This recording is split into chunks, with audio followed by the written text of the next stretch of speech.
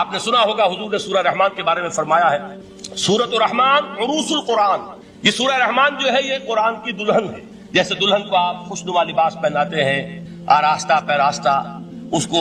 گہنے اور اس کو زیور پہناتے ہیں، تو جس طریقے سے سجاتے ہیں آپ دلہن کو، اللہ تعالیٰ نے ایک سورت قرآن مجید میں یہ ایسی رکھی ہے سورہ رحمان کی، اسے خوب سجایا ہے۔ اس میں الفاظ کا در و بست، اس کا اپنا ایک ڈیوائن میوزک ہے۔ وہ تو اللہ تعالیٰ قراء جو ہے خاص طور پر مصر کے قراء،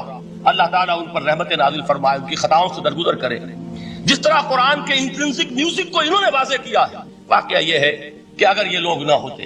شیخ عبد الباسط محمد عبد الصمد، شیخ محمود خلیل الحسنی، یہ لوگ جنہوں نے قرآن کے اس غنا میوزک، یہ لفظ جو ہے آپ حیران نہ ہو کہ میں یہ کچھ توہین کر رہا ہوں قرآن کی، حضور نے یہ لفظ استعمال کیا ہے، تغنو، اس قرآن کو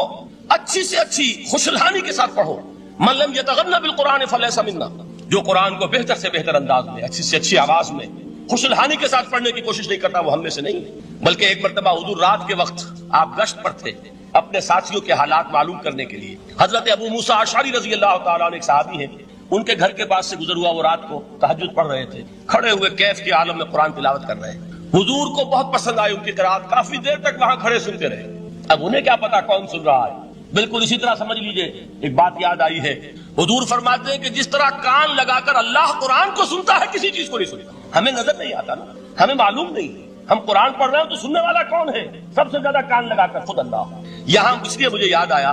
کہ ابو موسیٰ اشعری کو کیا پتا تھا کہ کون سن رہا ہے، وہ اپنی کیفیت میں نماز میں تہجد میں قرآن کی تلاوت کر رہے تھے، اور ظاہر بات ہے ان کے گھر ایکڑوں میں بنے ہوئے نہیں تھے، ایک ایک کمرہ، ایک ایک کوئی حجرہ، ایسے ہی تو گھر تھے نا صحابہ کے، لہذا حضور پاس سے گزرے، آواز آئی، کافی دیر سنتے رہے۔ اس کے بعد آپ تشریف لے گئے، صبح فجر میں ملاقات ہوئی تو حضور نے تحسین کے انداز میں فرمایا، یا ابا موسیٰ انک قد اوتیت مزمارا من مزامیر آل داؤد، اے ابو موسیٰ تمہیں تو آل داؤد کے سازوں میں سے ایک ساز اللہ نے عطا فرما دیا۔ جس طرح حضرت داؤد، لہن داؤدی مشہور ہے کہ جب وہ پچھلے پہر رات کو حمد کے ترانے الاپتے تھے، قرآن میں ہے کہ پرندے شامل ہو جاتے تھے ساتھ، اور پہاڑ وجد میں آتے تھے، پہاڑ بھی ان کے ساتھ شریک ہوتے تھے۔ تو جس طرح کا اللہ نے ان کو لہن عطا فرمایا تھا، حضور نے تحسین کے انداز میں فرمایا ہے ابو موسیٰ اشعری، اللہ نے تمہیں بھی آل داؤد کے سازوں میں سے ایک ساز عطا فرمایا ہے۔ بہرحال قرآن مجید کا جو یہ میوزک ہے، قرآن کے الفاظ کا جو حسن ہے، جہاں تک حسن معنوی ہے وہ تو ہر لفظ میں ہے، لیکن یہ حسن ظاہری، حسن صوتی، حسن لفظی، یہ اپنے کلائمیکس پر آپ کو نظر آئے گا سورہ رحمان۔